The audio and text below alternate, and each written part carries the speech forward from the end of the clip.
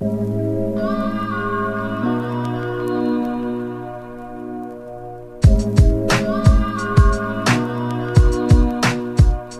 right, hey, good morning, y'all. Hey, I wanted to welcome Honolulu music artist Jehzan exclusive to the show.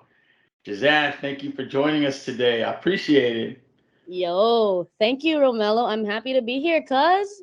Yeah, I got you up early on a Saturday, so I apologize, but I appreciate you Okay, making I'm the up early time. anyway. I wake up early, be a champion. Yeah. Hey, so hey, let's start with just having you introduce yourself, telling the people who you are and what you do for music. So, my name is Jazan Exclusive. I'm a hip hop artist born and raised here in Honolulu, Hawaii. I'm a third generation Filipino kid out here. Yep. And I grew up all over Oahu, but I claim a few towns as kind of like my hometowns. But I would have to say my original hometown is Eva Beach. So I'm just Bretman Rock's cousin and stuff. I'm just joking. I'm not. Oh, I was like, are you really? That's awesome. I'm just saying that I feel like I'm in line with him. Yeah. Hey, super cool. Where's your family originally from in the Philippines? Thanks for asking. So on my dad's side, uh both of my parents are what is called like ethnically Ilocano. Okay. My father was born in Davao City, which is in Mindanao, which is a Yeah. Whoa. Visayan speaking area. Way south. So yeah, but he's Ilocano. I don't know what, but I guess my grandparents on my dad's side, they were like teachers and pastors and stuff. So they kind of moved around a lot. Also, poor and probably just hustling. Yeah. So, Heck yeah. anyways, they made their way, I think, from Pangasinan, which is where my dad's mom is from. Yep. Uh, they- my dad grew up in Davao till he was about 7, 8 years old, and then he moved to Hawaii with his family. Awesome. You still speak any of the dialects in the Philippines, or can you No, understand? honestly, I don't. I'm like, I mean, I hate to say it, but growing up, I guess you could like, I guess the layman's term for it is like whitewashed a little bit. Okay. I'm third generation, so like the language got spoken to my parents, but my parents didn't speak it to like me and my siblings necessarily. So Yep. kind of got lost. But on my mom's side, uh, my grandparents are from Ilocos Norte. So my Yeah. grandma on my mom's side is from Batak, Ilocos Norte, and then my grandfather is from Claveria. So again, they're both ethnically Ilocano, but my dad kind of claims like Visayan too a little bit. So Got because to that's the represent. language he spoke. But yeah, but by the time like my grandparents immigrated here and had my mom and stuff, like it wasn't passed down to me. So long Yeah. story short, like no, I don't. But Yeah. I've been on my own journey. You probably hear it in my Yeah. music and stuff. Finding my own identity as a Filipino. So yeah, Yeah. Filipino kid from Hawaii, Eva Beach. That's right. Yeah, no, and that's what I love about your music. You're so culturally aware. Hmm. You always reference, your roots back in the Right. Philippines. Right. I'm a similar case too, right? My parents came from the Philippines, and it wasn't really passed down as strong as it should have been, right? Because they wanted us to, be able to live comfortably in the United States. So I think it Yeah. was done out of love, right? So Yeah. You're right. awesome.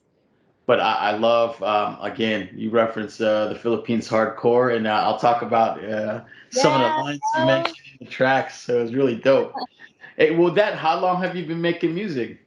Yeah, dude. So I want to say I wrote my first like poetry rap stuff in like '09, like Oh, 2009. wow. Yeah. Okay. So I always the way I introduce it now is like I say a little over a decade. Okay. But if I get specific, I think it's like 14 years now since I wrote that first little whatever I wrote. Yeah. Yeah. Was it spoken word first, or was it like, hey, I'm gonna try rapping? So what do you think? Was it poetry or just straight into rap? It started off as poetry. It Okay. started off as poetry. I've shared it before, but I'm happy to share it with you. Yeah.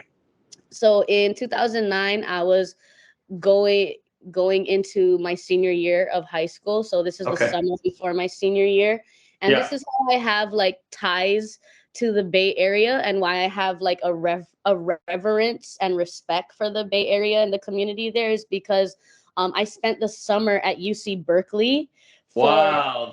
yeah, for this program that is no long it literally like got shut down after my like class went through, but honestly it was a life-changing experience. um and basically it was kind of like an ethnic studies course. I didn't really know that's what it was. Okay. But I got into this ethnic studies course and I learned about like social justice Yeah. and all kinds of stuff, kind of like from that woke mindset, I guess, or Yeah. conscious mindset, I guess. And so, and that was in the Bay Area. It was at UC Berkeley, and we kind of like we went on like field trips all over the north, like all over NorCal, and like it just opened my eyes to so much. And the biggest thing that it opened my eyes to is how much youth were doing like, voicing their opinions through Yeah. art, music, and poetry. So Sure. um every night we had to choose a specific like art form to like discuss the day or decompress about the day. Yeah. uh and so I chose poetry, and we had like a coach, we had a little team, and Yeah. they taught us these different exercises, and it was like on from there. I was like 17 at the time. Oh, that's dope. Did you get to Yeah. perform at any spots on Telegraph? We used to perform in Berkeley all the time Oh back in the day. man, honestly, it's been so long, but yeah, we kind of my first like little show or performance was at the end of the summer. We Yeah. had to put on basically our own like show, our own open mic. That's awesome. Yeah, we had to invite the community, college students. Seriously, I don't even know if I would do that now. Like I feel like you get self-conscious as you Yeah. age a little bit, and I'm like, yo, when I was a kid, I didn't really care. I just went and did it. So Yep. I try to remember. I'm glad you asked me this story, and even though I've told this story a lot of times, Yeah. um it's kind of like, you know, re-inspiring. It reinvigorates me when I remember like 17 Jehzan. Uh, Yeah. so yeah, and on top of that, lots of talented artists, and we were all so young. And Yeah. now, I don't know if you heard of names like Teresa, who's a Polynesian like poet and like big voice activist for like Oceania. Some of my mentors were Michael James, who's like kind of a renowned professor in Yeah. California. Um, and just met a whole lot of youth from like all over the states, not just Cali. And it was really fun. And on top of that, we got to like live like college life for a little Yeah. bit. That's so dope. Yeah, you'll have to school me on some of those folks. I'd love to learn about it. So dope. So Okay. you got your start in spoken word Yeah. poetry, and I know a lot of people that have done it. Another famous Filipino MC in the Mm, community is a guy by the name of Off White. mm, Same as you, started as spoken word and then delved into mm, rap. So, what was your transition like? How was that? Where you were like, okay, I'm doing spoken word, and then mm. now I want to try rapping a little bit. Where did Right. it happen? I love spoken word. Honestly, I've been trying to a lot of my more recent shows, I've been trying to do more like a cappella stuff and like getting back into that mix. But I guess I didn't realize when I was writing spoken word, I was already writing kind of like in a cadence of hip hop or like in a cadence of rap. Yeah. Okay. So this day, I feel like I don't really write spoken word that well. I just always end up going into like some sort of rhythm, so it's hard for me to be like blue lights flashing up, down. Yeah. Right. Right. That's, Kind of like, I guess more like free how like slam poets are, yeah. but um I don't know, I just always rap to a cadence, and even Okay. when I try to write stuff without a beat nowadays, I just end up, I don't know, it's just maybe it's just how I'm formulated Yeah. now. But I would have to say, as far as the transition, it wasn't too hard because basically what I did after that whole program was I just started recording the poems I already had Yeah. over like beats, but I wasn't trying to be on beat. It was like I was trying to be like artistic, like Oh, the beat gotcha. playing and then me like doing some like rap stuff over it. So I guess they kind of went together because when I started doing open mics here in Honolulu, Yeah. I um I would just basically spit like my acapella verses, and that got me far enough, you Dope. know. Yeah, well, you're very melodic in your delivery. I listened Mm, to a lot of your thank stuff you. from 2012 all the way to Alo Wow. Alo. So yeah, you just Wow. very skillful with that. So was the first track that you recorded the one of my exes, the Oh exes my song? This is goodness. like in 2012. I I was love feeling that this. song, man. Hey, okay, okay, right. That's why I never took it down because there's something special about it.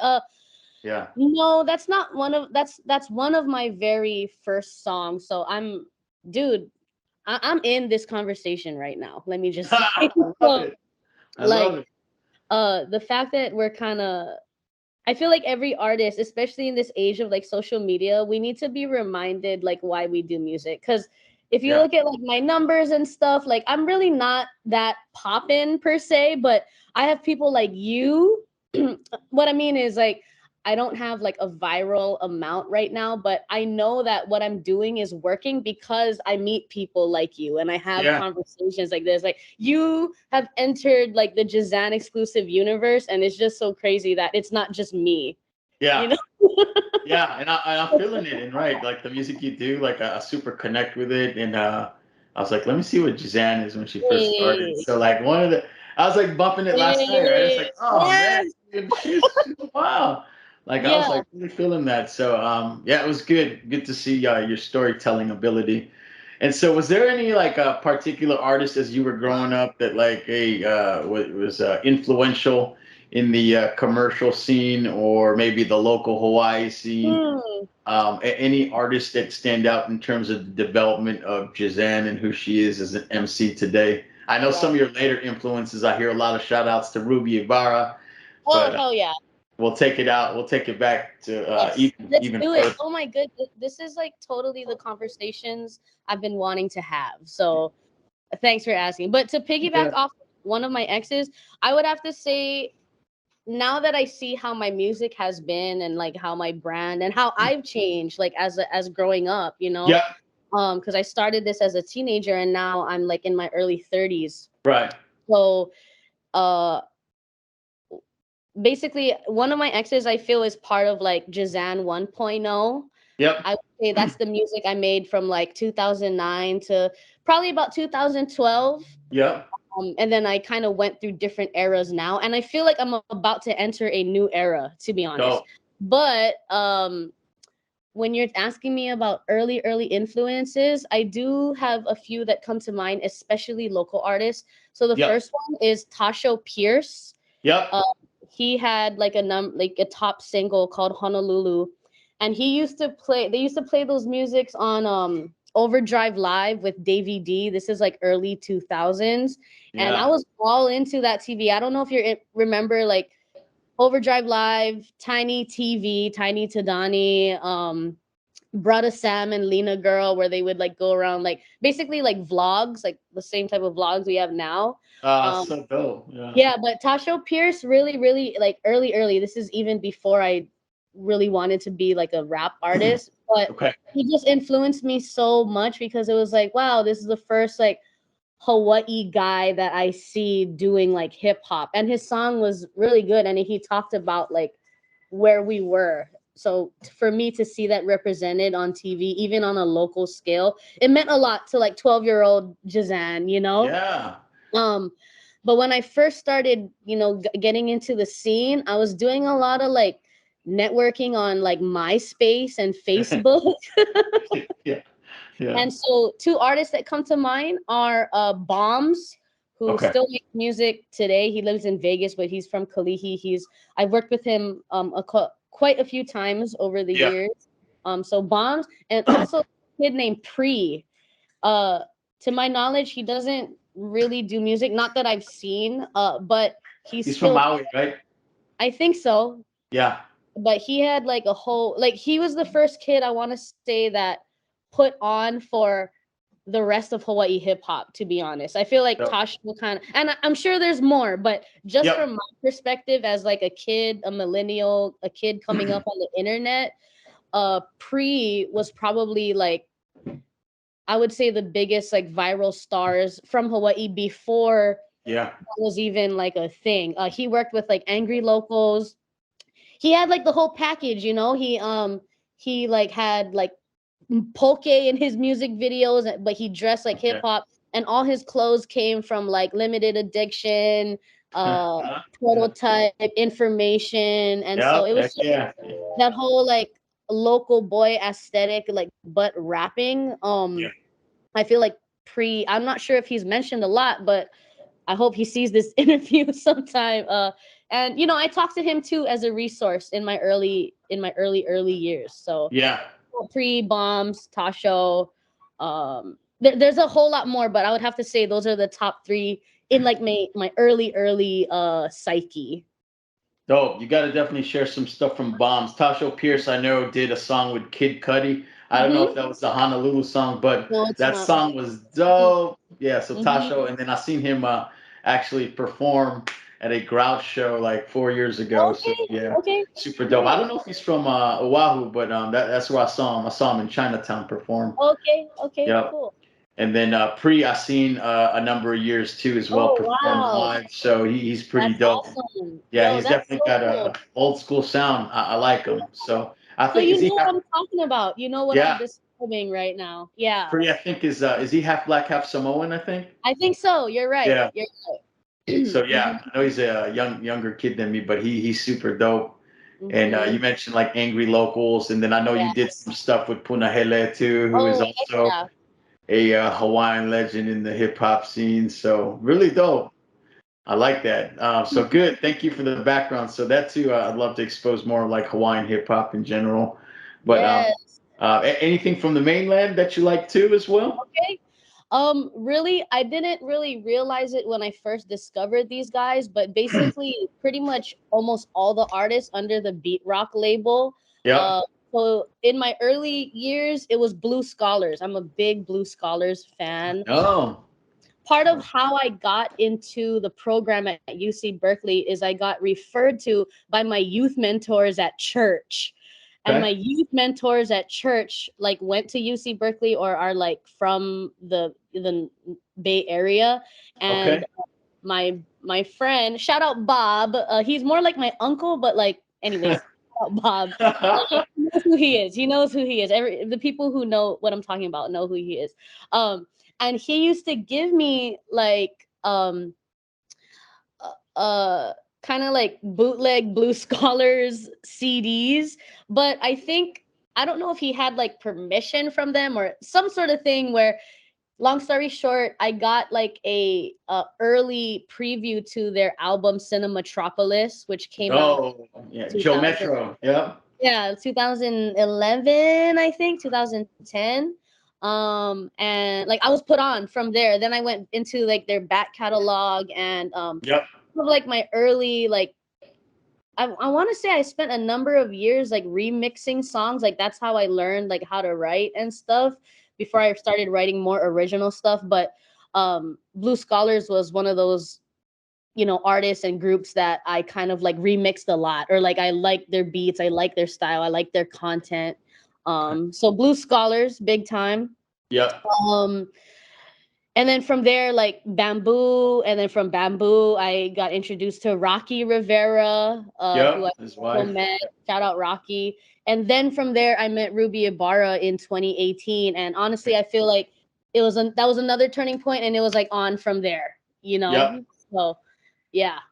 No, that's dope, man. Now that you mentioned Blue Scholars, you did a track in mid 2000 called Mm, Beyond that had the yeah. beat by Sobsy. So is Yes. that an actual track that you guys connected on, or did you just rhyme over that beat for the mixtape? No, bro. I'm an internet kid, so I'm downloading music from Yeah, YouTube dope. Well, and that stuff. song is dope. Yeah. All good, man. And that was like a Oh, thank question on my you.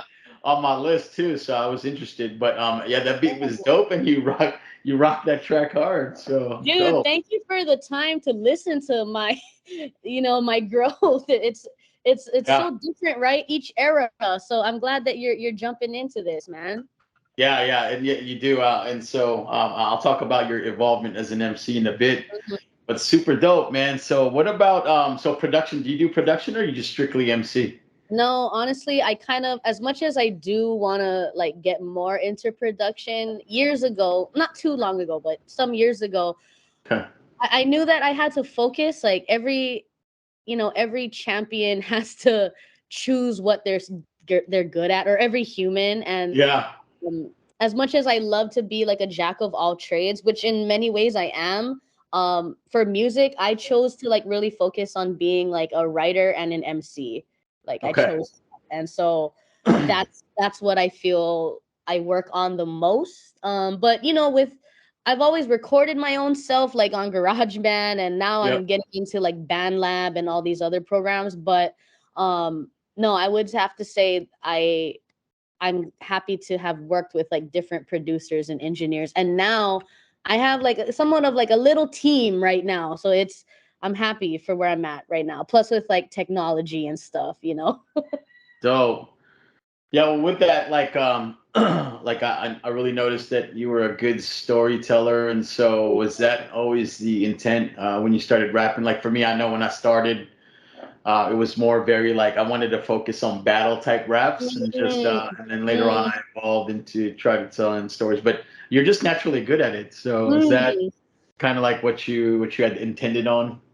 Yeah, I'll get a little bit deep, but like growing up, my parents were split. My parents were divorced, and my parents were young parents. And my dad remarried early. Shout outs to him and all my siblings and stuff. Okay. But my mom, she stayed like a single mom for like over 20 years. And of course, through that time, she's like dating and stuff like that. She's building her career. And so she really like went against the grain a lot in our family, and I didn't really realize how much like backlash and how much criticism she received as until I started to get older. And so there was always a part of me that wanted to kind of like tell my mom's story correctly, like no, no, no, no, no, like she's actually a boss for doing what you guys say is like wrong or Yeah. untraditional, or unchristian like. And so really, really in my like song, like my vendetta as a teenager was kind of like to avenge my mom and like retell our story. So Wow. I guess in a way, I mean, I don't think I was doing that on every single song, but Right. it was like my motivation and intent. So till this day, I'm sure you also hear it. Like I put my mom in a lot of content. You know what I mean? We work very closely. We're a very close mother daughter combo, and we're gonna get very close. Like we're gonna get closer. I just announced something, but we can talk about that later. Yeah. Yeah. Oh, man, that's dope, man. And yeah, you use it your music very well. Music is Mm, a weapon, and you message it to talk about a lot of social injustices. mm, And you represent the Philippine and Hawaii culture right. hard, Right. and I love it. And we need more of it. I never heard a rapper that talk about shave ice and make it sound dope like you have. Yeah. So really, really cool. But I appreciate that, and so when you can share about where you're from and the struggles and your experiences, I really feel that, and that's why I enjoy your music. Mhm. So thank you for doing that. But can you talk to me about the Hawaii hip hop scene in general? And Sure. so was there a lot of people doing it, or did you Yeah. feel like Are you you were on talking about your like own? when I first started? Yeah, or and then you can talk about just how it progressed. Did it grow? Okay. Or did it Okay. die? Yeah. Yeah. So what I did was in my like early years. So I'm talking about that era from so basically from like 2009 to 2012. I was kind of like in my high school, post high school stage. So if you're listening to songs from that time, you're talking about like one of my exes. I did a lot of like remixes at that time, a lot of like club type of that was like in the jerkin movement, kind of like the hyphy movement too. Yeah. So a lot of my early stuff, as much as I say I'm talking with intent, I was not really talking with intent in in those early times. Uh-huh. Uh, but after that, I went into the open mic scene. So this is like college years from like 2013 to about 2015. I went Okay. to HPU, and so HPU had a annual talent show that was open to like all students. You had to like audition and stuff, Oh and you wow. had to perform at Hawaii Theater. Nice. Yo, I did that. I did that 3 times. Okay. Uh, the 2 times as like a performer, and then number one on the second one I was like the closing act, like I was the Oh act that went after the main act. So it was kind of a cool thing that they called me back. So that was like the whole full circle of then. And during that time I was only briefly going to like local shows. Honestly, part of it was I was kind of like intimidated. This is like the angry local scene. yep. Free was also big up in here, and also I want to shout out Broke Mokes. Broke Mokes were also big. Okay. And they're still big, the artists are still big, but like this was like I feel like their hype time. This is when like Dumbfounded, Aquafina is coming Yeah. down, Bone is bringing all these like kind of like the Asian YouTube era. Yep. So Yep.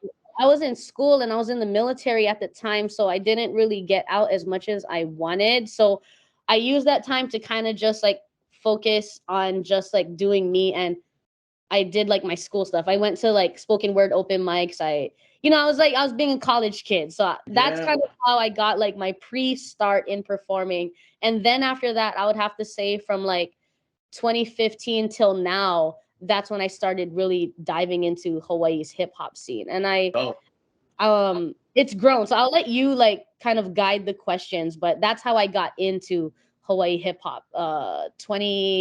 2015, I was doing like some open mics, and then soon enough I met Bone and I got into like the first couple shows, and Yep.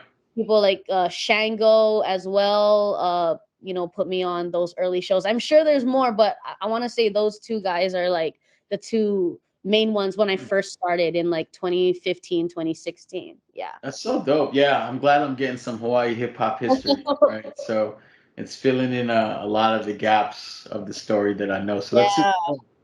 So really cool. Well, what about, let's talk about your name. So is that your MC Sure. name? Is that your real name or is that Yes. okay? Yeah, so you're talking about Jehzan. Sorry, I'm just responding to something. No Um worries. uh yeah, so how I got my music name, my real name is Jehzan, Jesand. It's actually my parents' Oh, name put together, Jessica and Ferdinand. So I get heck Jehzan. yeah. Uh-huh. Yep. My name is my parents' name too. It's a Yes. combination of names, so that's funny. Okay. Yeah. Uh, But growing up, like teachers would ask me like, "Oh, write your name how you want us to pronounce it." So the way I just always did it was the way I spell my rap name now. So I've been got it. Oh, writing Zan like my whole life. Like I've been introducing myself that way. When I used to do like summer camp and stuff, I always used to be like, "Yo, my name is Jazan," when I'm like 10 years old. So I was already this way. I just didn't know it was like gonna be like hip hop, you know? oh, that's dope. Yeah, so you use the exclusive too as the full MC name, right? Jazan exclusive. Yeah, Yeah. and how did that come about? How did you get the Thanks full for extension? asking that, because I feel like the exclusive part I don't talk about. So, bruh, thank you for asking this. Um, so I I started rapping over like a bunch of remixes, and I think I was doing like some Lil Wayne beat, and in the raps I would always hear like rappers be like, like DJ Khaled is like another one, or like Yeah, yeah. DJ Khaled or exclusive, and I think Lil Wayne used to say exclusive Okay. sometimes. And so I started doing that in like my early garage band songs. And then my friends that I would play it for, like my classmates or like my little like homegirls, they they'd be like, "Oh, I like how you say exclusive, Jazan exclusive." But in my thought, I'm like, "Oh, I thought they're thinking that the song is exclusive because I put it on the song." But they're like, "No, you should keep that." And so it kind of started like me just randomly saying exclusive in the Uh, beginning of the songs or the yeah. remix. and then it kind of just stuck. And then once I started, building my brand per se, I just kept it, and so I'm keeping it. You know. Oh, I love it. Yeah. And so it's dope. I love that it's just a tweak of your first name too, right? In totality.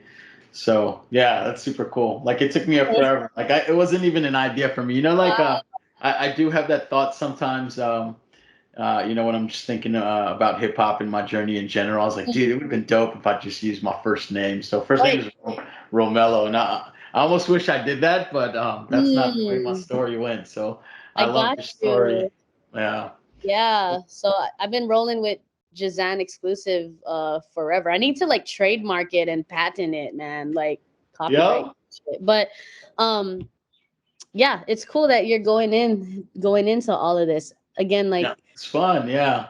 yeah. Well, good. Hey, let's talk about 2021 and your release of the Okay, Halo Halo tape, here we produced go. by Japanese producer right now, right? Hmm.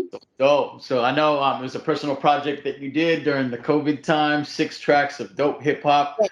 Off the bat, you started with the Chiefin track, one of my favorite tracks. Mm, Actually, it is my favorite track on the album. wow, Yeah, I cool. enjoyed the introduction. It was conscious. It was like really cool. It was just like a meld and mixed pot of like conscious hip hop and then a lot of Filipino references. Yeah. And man, I'm telling you, the hook was dope. I'm not gonna say it Ah, right, but Chiefin like Ali'i and Kalihi, right? Rice, yes. bangos, vinegar, and the sili. Hey, Man, that is dope with the calamansi and juice from the coconut. Sip a little hey, something. Mom said, when I'm old enough, yeah. man. That was the hook.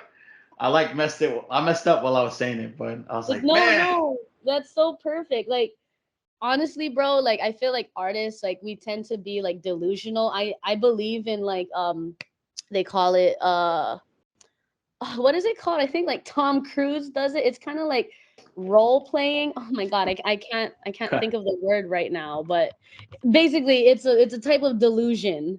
So, Okay.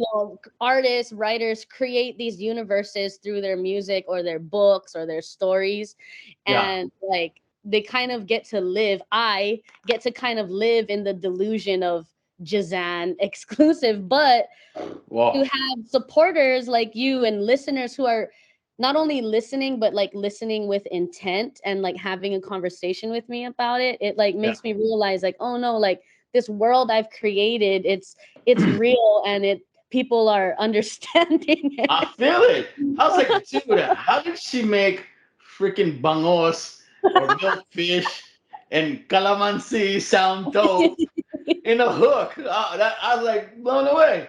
And it was so dope. I Yo. was like, dude, I need to get on this remix, dude. But hey, props for Mhm. the hook.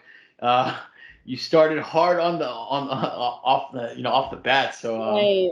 yo, that was super dope. And then your tracks, like as you went on, right? So you got Mhm. Put It On, which was a Yes. great song. You flexed on, you showcased your Right. skill. I can Right. relate to it. It's a lot of stories about your living in a Filipino Yes. household. Yes. And then your song High Up, which a lot of message about self love. And so that's where I'm seeing like the connection with the story of your mom Mhm. Mhm. talking about self love and it's worth it. And so when you talked story about your mom, that was the song I thought about. And so Mm. dope. So you really put a lot of heart and soul into your songs, and I love it. Quarantine Blues, obviously, was another track that, as a result of quarantine, you talked about, just your time doing that. But Yeah. it's a dope project. Were you just like, did you intend on doing an album, or you like, I'm stuck in the house, so I'm just gonna put Right. together? What was what was the Right. story behind that album? Right. So prior to the Hollow Hollow EP, I was always like putting out mixtapes. I already kind of released until this day I've released a bunch of like EPs and mixtapes, but Yep. in the past it's always just been more like I didn't really realize it, but what I was doing was I was just like compiling songs I already Okay. had. But Hollow Hollow number one, it's the first time that it was exclusively produced. Like I had one producer, one engineer, and kind of like Yep. a small core team of people that were like dedicated to this project, including the time that we had during quarantine. So you're right. It was kind of a little bit of both, what you're Okay. saying. Um, and so yeah, I always wanted to put out like I always wanted to put out a project that is like completely me and is kind of like consistent in the sound and tone and Okay. content. Yep. Um, and I was able to do it. So I'm really grateful to right now. He he's an artist from Japan, but he Yep. lived in Hawaii for a few years, and he Yep. won one of like the producer or like beats battles here a couple years ago. Yeah. And so he's Beeper. kind of, yeah, he's kind of Yep. made a name for himself over here, and he's doing his thing in Tokyo. So I'm glad we were able to make that connection. And then also shout out my engineer, but in many ways he's also my producer too, because he's Okay. like the in-person Okay. person here. His name is Eric, EDP Beats. And Okay. so we recorded most of this project in his original in a bunch of different places, but it was all through like his production and his studio stuff. Ah, dope, man. Yeah, that whole album was just was put Thank together real you. well. Women in the Mirror, Big Mm, Thinker track, and then Clockwork yeah. was another dope track. Which again, you Yeah. talked about Ponset being hypnotic. I was like, dang, Oh, that's, yeah. dang, she did it again. She made Ponset sound super cool. I don't know how she did it, but I'm in it. I'm hooked. So, Right, right, hey, did you right. guys end up pressing any copies of that album, or is it just a digital release? No, it's a digital release. Honestly, that's like another thing. But truthfully, bro, this is why I'm, like I said, I'm in another transition again, is because Yeah, like to do this music shit, like as much as we have like free social media and this, that, and stuff, yeah, bruh, it takes money to really do, yeah, to really do it to the extent that I really want to do it. I'm grateful for everything that I have and all the support I have now. But like at yeah, the end of the day, it does take money to like yeah, do even more. So tangible copies, yes, I would love to. yeah, People just gotta. I just need to build this some more. But I feel like Hollow Hollow was a great step in the right yeah. direction. Hundred And I, percent. yeah, and I feel like it's finally a project that I can take to more like, solidified institutions or like programs or even like bigger artists. I'm glad that I have it because it's something I can easily like give. Because before it was like I got this mixtape, but some of the tracks are like not mixed, some of the tracks are different Yeah, producers. And so but I'm glad again that people like you went back to the catalog and you see the progression. So I'm more yep. curious to know like how has your journey been going from 2012 Jehzan to like 2023, you know? Yeah, in terms of my perspective on you as Yeah, growing as an MC, yeah. oh man, I think you're very polished now, right? So Mm, you could tell, in 2012 you were still. I thought you were really good already, but right, you were right. still shaping your style, right? Mhm. And what's interesting was that you went through phases, right? So Yeah, like one of my exes is definitely like on the opposite scale of like your woman in the mirror. right, right. So it's good.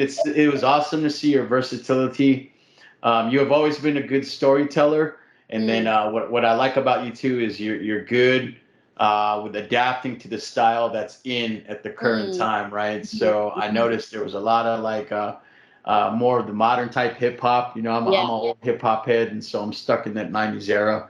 But Mm, I was like, man, she can flip it double time. She can yeah, transition to like the more crunk stuff, yeah, the hyphy Bay Area stuff. You did that. You had different mixtapes that showed your right. transition. So I don't know if that was just you flexing your ability as an MC or if you were still trying to develop your style.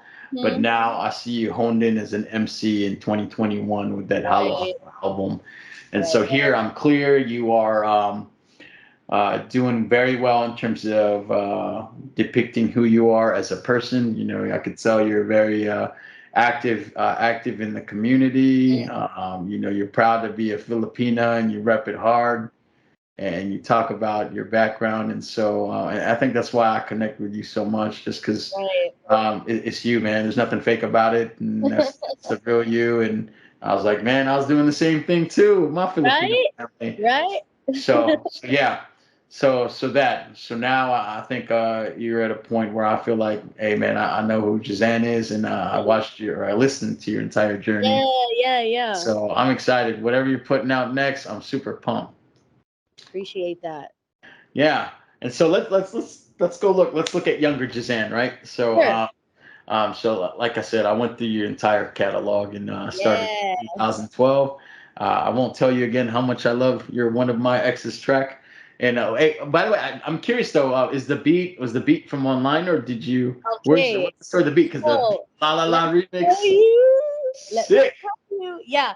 So I'm so glad that you're talking about one of my exes because especially like if you're thinking about like my early supporters, which in like Filipino family is like my cousins. So Yeah, yeah, for um sure. bro, me and my cousins, like my cousins love that song. And Yeah. so like I'm so glad that you do and you get the content even though it was like totally opposite of where I'm at right now. Yeah. Um so one of my exes is a remix to Lil Wayne's La La La. It's kind of like that little la la la la la la la. It was just like part of the beat and he just did his Lil Wayne thing where he just rapped for 40 bars nonstop, Yeah. on whatever he was on. So I just decided to do the same thing. But the idea for the song came from this other song from another artist. Okay. I really okay. It was called "One of My Homies" by Sean Christopher. Oh, okay. I'm not. Oh man. Yeah, and so if you listen to his song, I really wanted to remix that kid song. I wanted to Okay. remix my homies because I follow the same writing style. He's just talking about stories in the hood about his homies. So he's like, one of my homies in jail, one of my, you know what I mean? Like one of Yeah. my homies in this and that. And so I was like, oh, I want to do it to that, but like talk about like this breakup I just went through, Yeah. you know? I love And it. man, I'm looking back, I'm glad that I had, in my younger days, like 18, even before 18, but like I had my days of like going out, clubbing, dating. Yeah. So I had a good run, I feel like in my early adulthood. And so one of my exes, I feel low key, I didn't really realize it at the time, but it's kind of like an ode to that lifestyle, like Yeah. that For sure. college kind of lifestyle. And so that's where one of my exes came about. And I realized like, I talked to a lot of people and had a lot of experiences. Yeah. So Yeah. I just decided, I was listening to yeah, that song. I was like, yo, screw that chick, man. So I was dope. No, I got you, and so I like have tracks like that from when I was younger too, right? In mhm, mhm. late '90s and early 2000s, where I was like, damn. I listen to it now. I'm like, why did I say that? But they were some of like my most popular songs too, right? Right, Got right. feedback, so the emotion people were feeling, and I was too at the time. So, hey, 2015, you did the project Where I'm At. That was another great project of Right. tracks that you did. Was a collective of songs that you did over the couple, I think 4 years or something like that. And that was where that We On track is, where you Yes, used the Sopsy beat. That was a good track. yes. I wanted to ask you about your Reasons track song that was produced by super producer Freddie Joachim, right? So Mhm. is that another beat you just grabbed from online, or do you actually know Freddie too as well? So basically, I would Yeah. say everything before Hollow Hollow is Yep. probably, I downloaded it from YouTube Converter. Yeah. Uh, Well, hey, and well and I done, put it out man. for free. I put these out for free. Yep. And then over time, I started to get, I bought beats here and there. I'm starting to do that a lot more now that I have, the Yeah. means and the ideas to. But Mhm. over time, I started getting beats from the homies. So I have some songs that were produced by Bombs, Yep. my other homie Cruz. Okay. Um, and my homie Vince in the Philippines. So I'm Nice. sure more there's more producers that I work with, but Yeah. basically like till this day I still vibe off of like going and finding stuff on YouTube. Yeah, You for sure. know? Yeah, and then you were a child of the mixtape era too, which was Right, super right. popular. I caught it a little bit late, but I still love it too. And Mhm. I've always wanted to do like just a collection of tracks on other people's beats too, and Okay. it's similar to like Ice Cube jacking for beats. So that was dope. But hey, good choice. Freddie Joachim is a dope MC. But let's talk Yeah. about the actual song, right? Sure. So the Reasons track, that was another hook that I was like, I just Right, lost all right. my hair. I don't have any hair. But it was like, these are the reasons I can't fall asleep. Just tell my demons not to bother me, man. And I was like, yeah, Wow. that Yeah. stuff keeps me up too. And so that was another track that I was super feeling. And then you do a lot of on that album where you're like singing and rapping. So Mm. that too, I wanted to point that out too. It was just your style to like mix. That's like, and I was like, man, at some point you sound like two different artists at the same time, Hey. rapping. So I really enjoyed that you do that too as well. Sometimes I try to sing, but it doesn't work out for me. But it works out very well for you. Do you want to talk about that? Like, is that something you Sure. enjoy doing?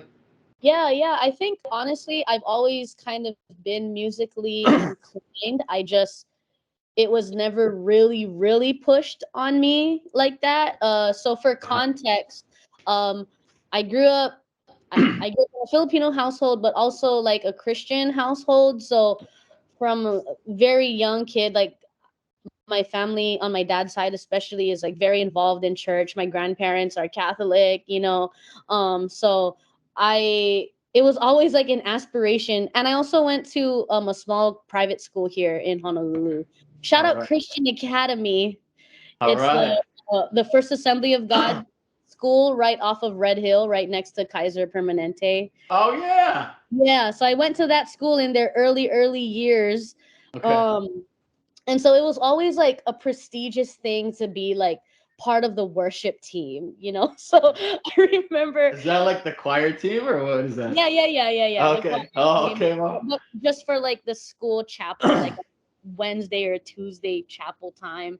And so since like as young as second grade, I always like I love singing in praise and worship, and Okay.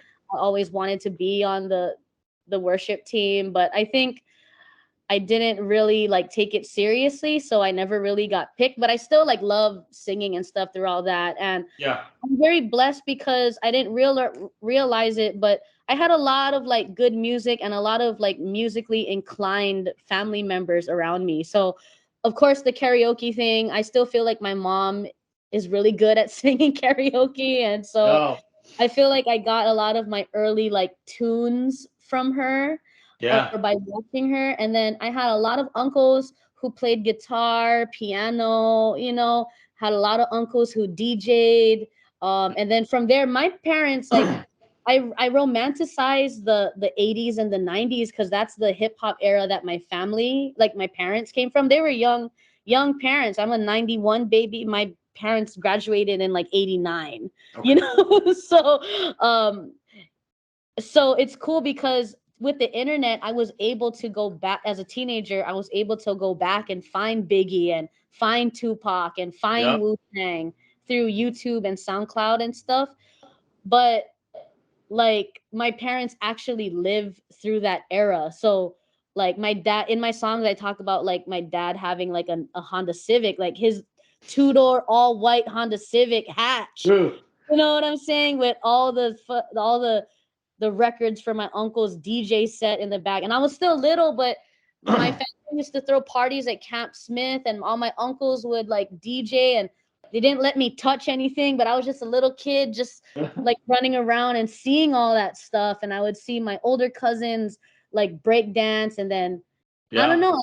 I feel like I was born in such a cool era. I came up in like the You Got Served era, and like Oh I was just man. Yeah. always around music. So I feel like that's how I got into it. And then I was very privileged growing up in like private school, being able to be in like band and stuff. So I in Hawaii it was like required to play ukulele in like third grade. Really? Oh, So crazy. yeah, so I learned a little bit of like ukulele, and then I played the clarinet for like almost 4 years, from like fifth grade to eighth grade. So, I didn't really realize it, but I was having like a whole studious education Yeah. situation. So, and I just put it all together. And I think that's what I represent now is like that whole mix of like the street, the scholar, Yeah. now I'm moving on to like other entrepreneurial things. And I feel Yeah. like it's just the growth and the evolvement of who I am.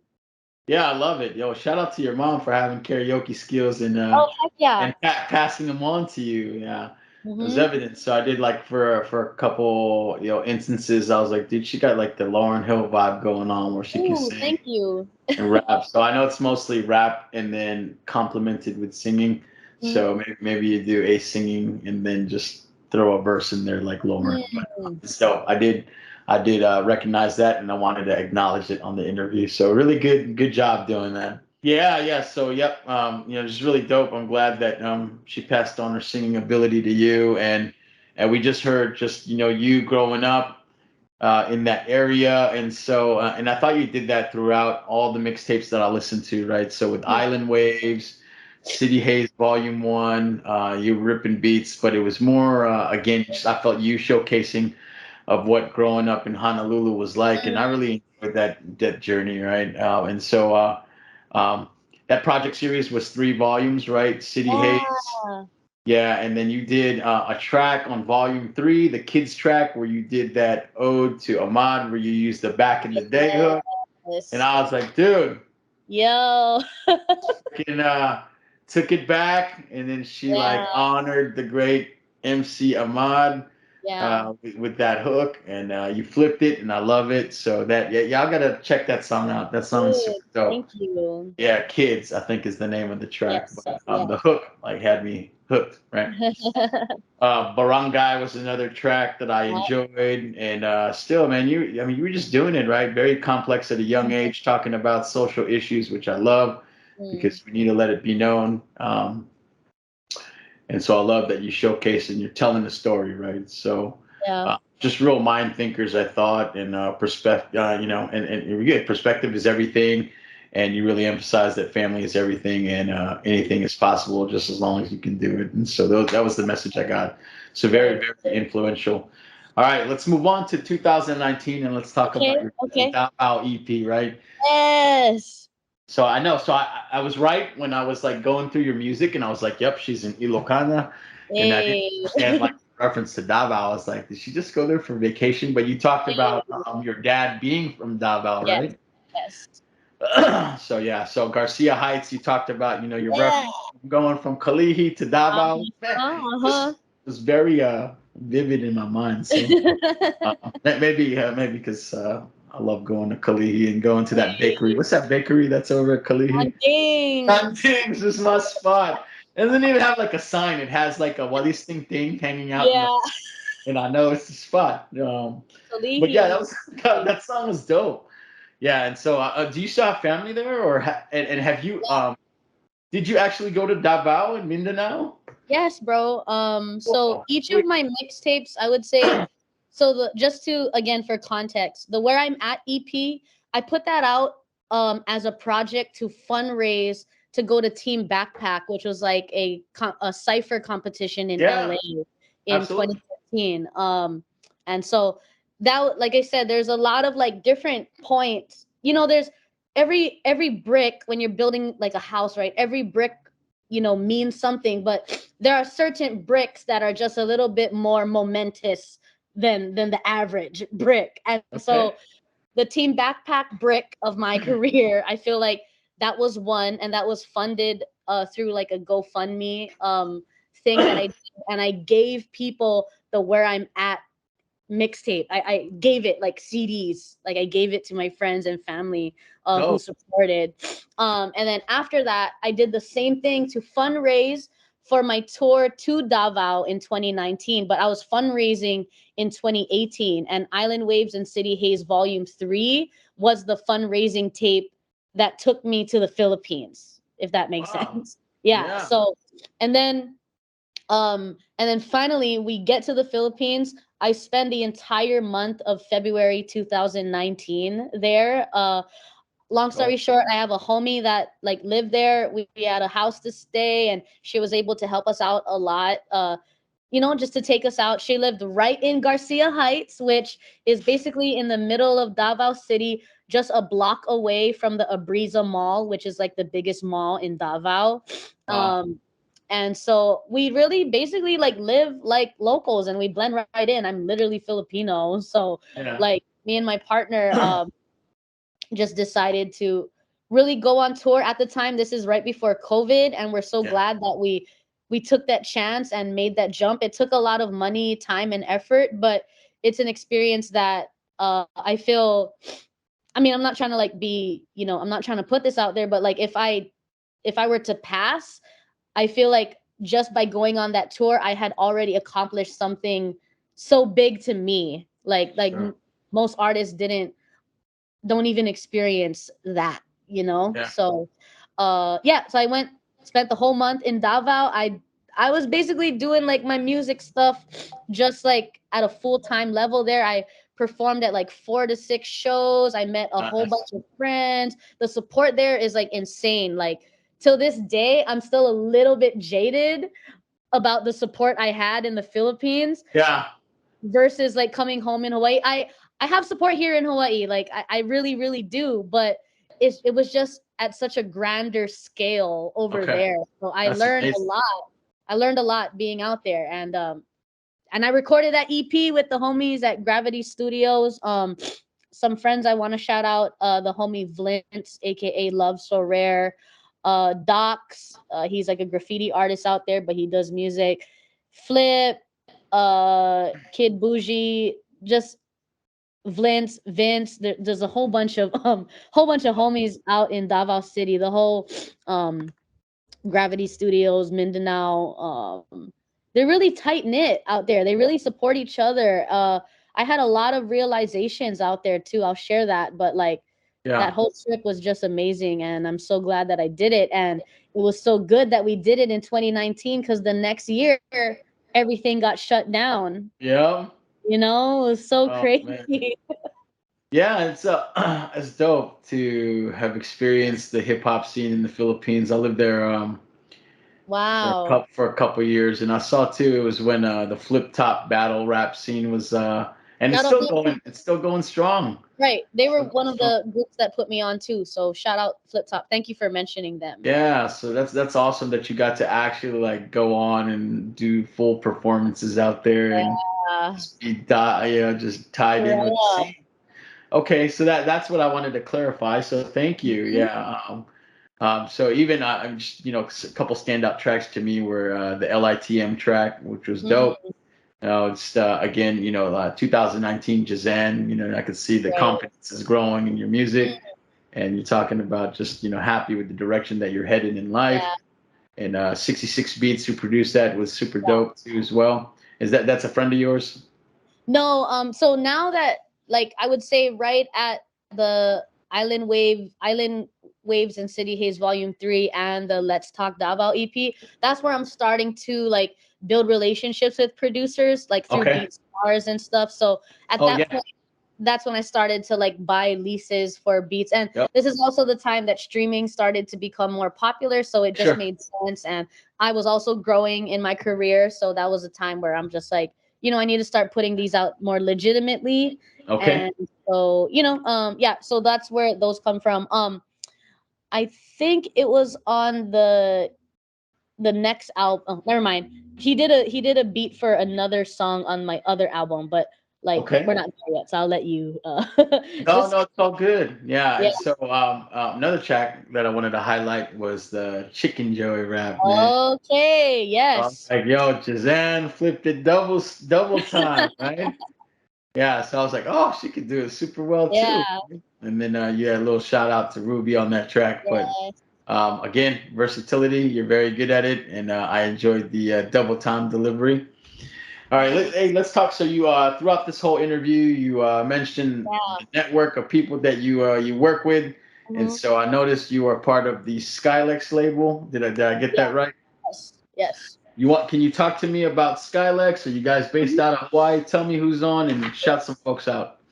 Yeah, bro, it's just me and my girlfriend, me and my partner, man. We're just Okay. building it, grassroots. Okay. That is still, I feel like I've done, like, aside from my music projects, I've done a few, like, I guess you could say other projects that I feel are just part of the journey. But Skylex Records is something that we're still working to figure out what it is, All right. which is why I told you a few moments ago that I chose, early on to like just focus on music and stuff. So Skylex Records kind of just came about to have some sort of like house for like the Jehzan brand to kind of grow in, and hopefully as more people see us, either they want to join or they want to at least help us in their journey. So I'm literally like kind of working on the rebrand like as we speak. And so now Oh, I used to say we were like an independent music label, but now I see it more as like a collective, like a creative collective. okay. And it's starting with me and my partner. And I feel like she's also been a huge catalyst, if not the most important catalyst in all of Absolutely. this. Like I was just at my cousin's graduation. Shout out my cousin Kayla. She just graduated with her business degree from Eastern Washington University. Yeah, go Kayla. Yeah, we were in Spokane last week. And so like the speaker said something like, if you want to go fast, you go alone, but if you want to go long, you go with a team. And I don't know, like, what till this day I don't really know what my girlfriend saw in me when she was seeing me do all these ridiculous freestyles at open mics and stuff like that, and Yeah. putting out the music that you saw, and you saw the growth. But she stuck with me, and she believes in this opportunity that we have, and like I really respect her for that, because she doesn't have to. Yeah. And so that's what Skylex Records is. And we got the names from our kids that we Hanai. Are you familiar with that term, Hanai? Like Oh no, I'm not. Can you share it? oh, Can you okay. share it for So the team? in Hawaii, I guess the term is calabash. But in Hawaii, sometimes you have like a Hanai family. So it sometimes it means like your family literally gave you to that family. My girlfriend, like her story involves like getting Hanai'd from a family I here. see. But uh the way we take care of the kids, our nieces and nephews in our families, since we've raised them and like have been part of their lives so closely, we consider ourselves like Hanai parents, and we consider them like our Hanai daughters and sons. So Yeah. just Hawaii style. And the names Skylex come from our Skylar and Alexis, our two eldest Oh, I Hanai love it. daughters. And so we used to live on a hill not too far, like up in Aleva Heights. And so one of the streets is called Skyline Drive, and that just driving there, it like always like inspired us. Uh and so that's kind of where the whole vibe of like Skylex Records come, is like just reach for new heights. And it's a label. We're still building what it is, but it's a home nonetheless. You know what I mean? Yeah. Yeah. Yeah, I love it. Yo, first shout out to your girlfriend, man, for just Yeah. loving and supporting you. And Yeah. does she MC too, or she just part of the business No, in general? she's part of it. Okay, I'm gonna go off on a tangent about Hawaii hip hop. Okay, this is me like flexing. Okay, I Let's gotta do do it. it since we're here, and I feel like you'll understand what I'm saying. So you were talking to me earlier in the interview. We were talking about I would say like 2012 to 2015. This is the era of like Angry Locals. This is pre um, Broke Mokes. There's a whole bunch of other guys. Puna Hele also started during that time with the battle rap competitions and stuff. But I want to say that some people might get mad, but I'm gonna just say it because I'm an artist, and I'm gonna share this with you as a fan as well. It was kind of, I feel like it kind of got a little dry post the YouTube Asian era. Okay. So it was kind of around the time when Angry Locals kind of stopped doing their thing. And bro, props to Angry Locals. Ozna, Chris Styles, they're all Yep. doing mocks. They're all doing their own things. DJ Technique, everybody, right? They're all doing their own respective things as like, you know, prominent figures in Hawaii's entertainment industry, and probably taking it further, right? But Agree. in the local underground scene, I feel like I entered in at a very good time, and I optimized and capitalized on that time. So what me and my girlfriend started doing that really we didn't really see anybody doing in that 2015 to 2016, 2017 era is documenting the shows Yep. on my YouTube. If you go all the way back to like, I want to say like 2015, 2016, you'll see that my girlfriend shot all of my performances Dope. from way back. And so through that, we started, on top of like me performing and getting better as a performer, we just started getting known for being our own little like media team, you Yeah. know? So, and then it just happened over time. And I was still in college too. So I had a lot of time in between like homework and stuff, to blog, to document, to share on Instagram and YouTube. And so that's kind of how we got into the scene. And I feel like till this day, like from that time, that's what people have started to know me more from, is like, yes, the music, but they started to see me more as like an entrepreneur and kind of like a little media guru in my own way. So Yeah. um yeah, because as especially as a girl, like I say this all the time, like when guys do something, chances are their homies are going to start doing it. You start boxing, you're going to have friends that start boxing with you. For girls, it's different. We're more like lone wolves in many ways. Like to be a girl in hip hop, to be a girl or a woman in general, you know? Sure. So that's my experience, and so I'm happy that I have my partner Wolf with me to document all this. And now you see a lot more younger guys coming up. I don't think they necessarily are following me per se, but I definitely feel like I kind of started a trend, or I started a expectation that when you come to shows, you should have business cards, you should have a camera with you, or at least your phone. You should be doing promo, you should Yeah. interview the artists in the room or the promoters in the room. And that's what I started to do. And that's how I started my blog OTD Hip Hop. I kind of discontinued it now, but I'm keeping it as like a timepiece of Nice. that era. Oh, that's so dope. Yeah, and I love that you guys documented it, and you like Yeah, you mentioned, you capture, a time in hip hop, and yeah, it's a catalog that people can reference and understand who you right. truly are. So that's awesome. I'm glad that your girls supported you like that, and I'm cheering Skylex Records on. So I Yes, can't wait to yes. you guys further develop and do your thing, and I'll be supporting it, man. Support y'all from day one. So that's Thank dope. you. Yeah, for sure. And then I talked about like just your style in general, right? Like you went through phases in Yeah. terms of being adapt with like what was hot. And so I think an evident project in what I'm saying was your 2020 project, the Evolve Mm. Summer, right before Hollow Hollow, Yes, which is what yes. like I think you really did that with your Honolulu track, where you features Mm. Empress Stone, and then the Yes. track that you did called Dynasty. Yeah. Just man, it was like different. It wasn't like the hip hop that I was used to, or Mm. what I was like. Okay, basing my why I wanted to talk to you about your music. So I was like, dude, she just flipped it again, dude. So it was great. So yeah, check her music out. It's super dope. Hey, Just the that's somewhere. yeah, Yeah. yeah. All the different projects, each one of them, you'll see just her at different stages, and it's amazing to watch her growth. Mm. So super cool. And then I love how you talk about the entrepreneurial aspect of just hip Yes. hop. Yeah, and so if you want to, go further in the game, you got to think about that, right? You got to be business Absolutely. minded, and in one particular case, man, Jay-Z serves as the Right. good example for that, right? So I Right. love how you're doing that, and your merch game is on point too. Hey, thank Got this you. dope, yeah, website with merch that y'all need to go support, and that's why I had asked you about physical copies too, because I was like, man, Mm. I would cop one in a second, man.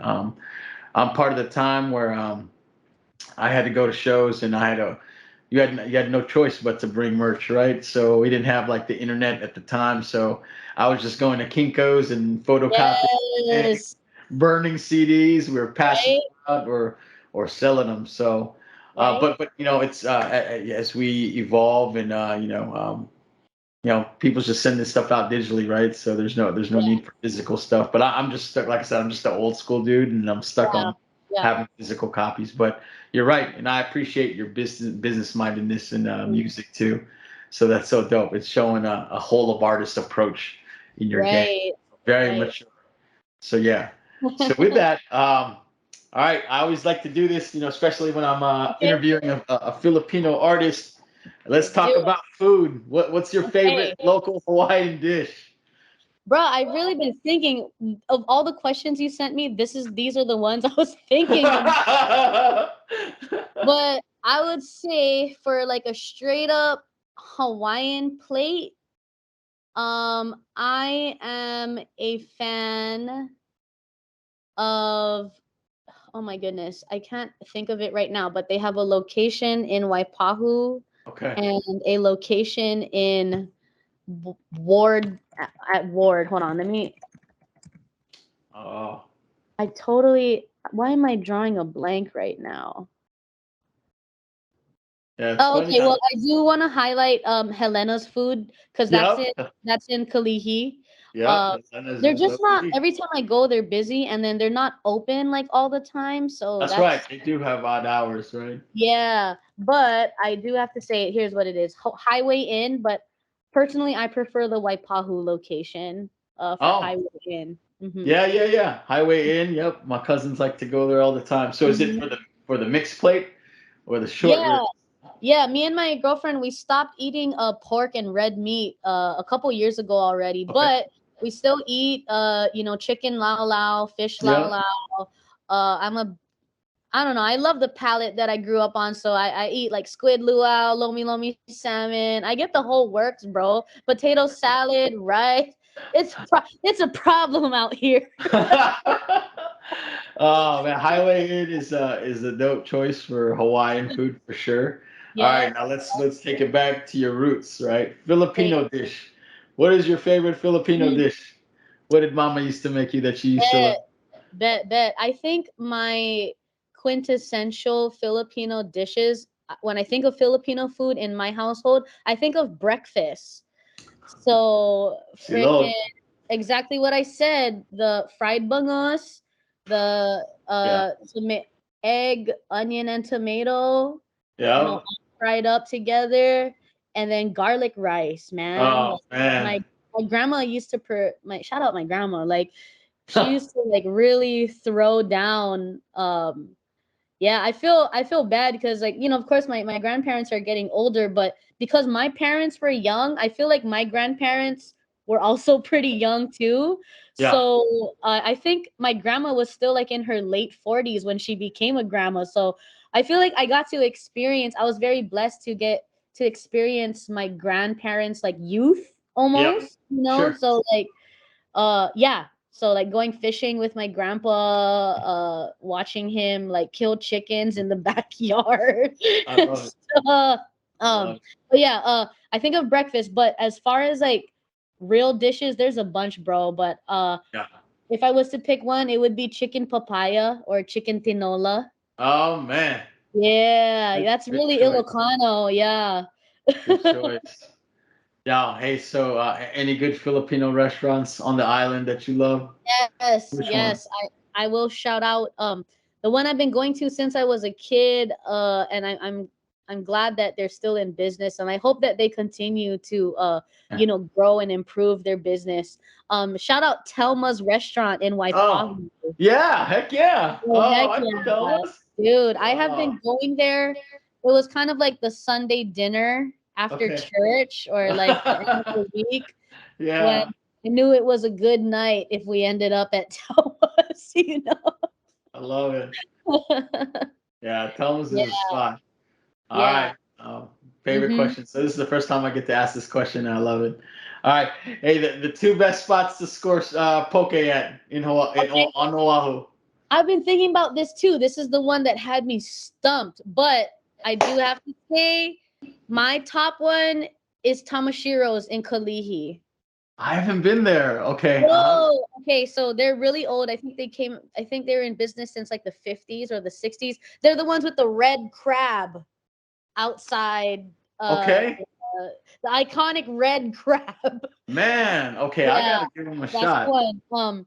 Okay. I used to work at Palama Settlement a few years ago, and so I would always walk Yeah. on my lunch break just down the street to Tamashiro's, and I like Tamashiro's. Their poke bowl I feel like is like the best What? because Okay.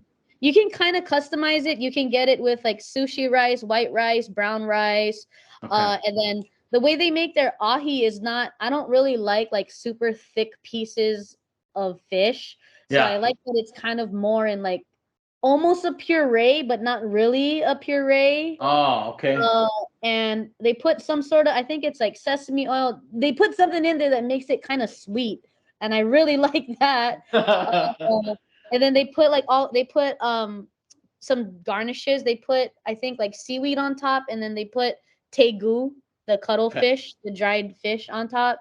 Oh Bro, man. that's my favorite. But my main thing, I'm gonna put you on, but like the way I feed my family on like a good beach day is we buy a bunch of poke, and we, of course, we already bring the white rice, right, in a Yep. pot or whatever. We get the ahi from Tamashiro's, and then somebody else picks up a big ass bucket of chicken from Popeyes, and What word? together. Oh. The kids they'll eat that up, like the spicy ahi, the chicken, the white rice, like at the beach and stuff. Oh man. It's like the best. It's I spent most of quarantine doing that.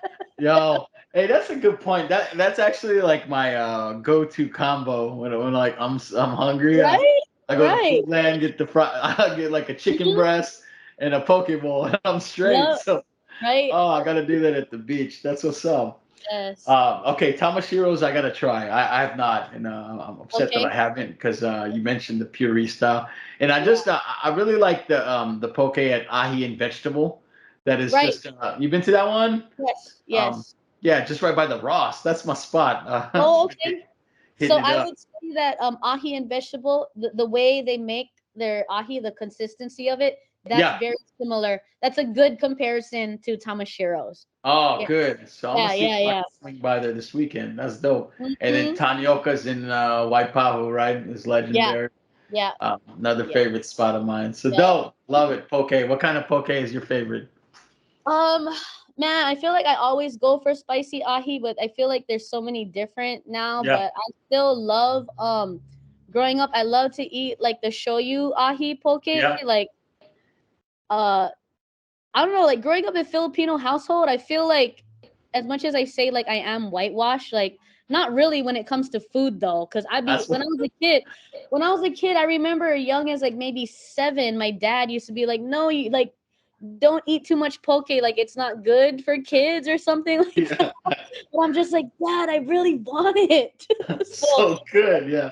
I would like sneak a little piece onto my plate like at parties, but then all the uncles are like eating from it and stuff. So he probably just didn't want me to eat it because all the uncles who were drinking were just eating from that one poke, This- container.